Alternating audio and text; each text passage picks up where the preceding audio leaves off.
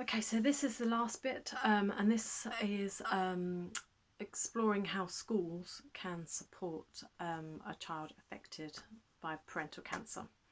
Um, so it's good to first of all see whether the child what the child wants.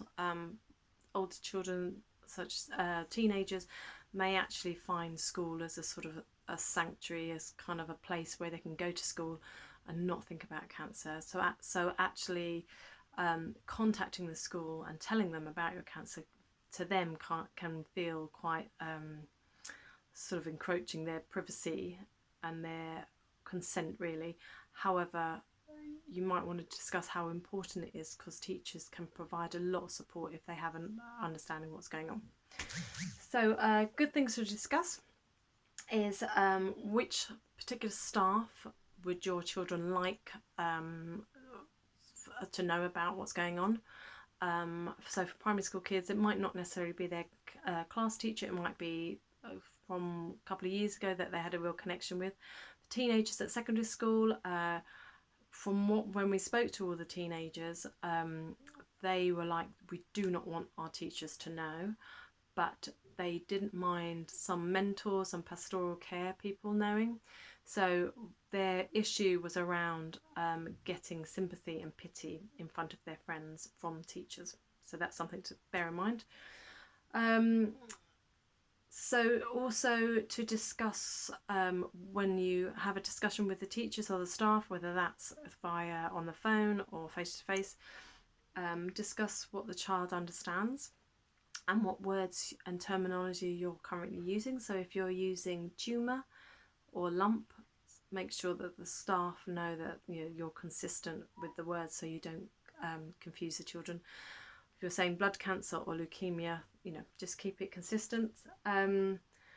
So you might want to then also give details of the people that might be picking up or dropping off, so you don't have to constantly ring them up and go, so and so is going to pick up my child today. If they have a list, if the staff have a list of the people that may potentially drop off and pick up, and what their role is, and maybe a number for them too.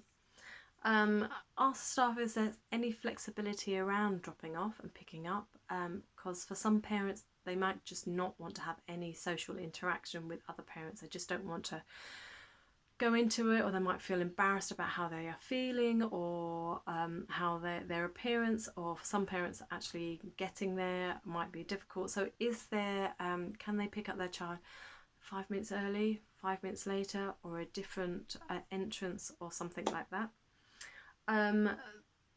Maybe a discussion around whether the parent wants to know whether there's been any sickness within the school, so like flu or chickenpox or diarrhea or something like that. So if the parent has low immunity, then actually that information is vital, and then you can manage that at home. Homework, do they need to do it really? And if they do need to do it, then actually can there be some support and strategies in place within the school? So some staff member helps them within lunch times or something like that. Maybe conversations around whether you want to be updated how your child is doing. So if they've had a particular sad day, do you want to know that, so you can then manage that when you get home?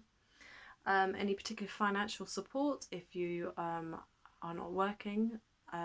Is there any kind of, are they eligible to free school meals or school trips and things like that? Any possibility of setting up a network with other parents, and that might just be for making sure that information gets through about school stuff, or it could be something more like people dropping off and picking up, or even maybe making dinners and things like that.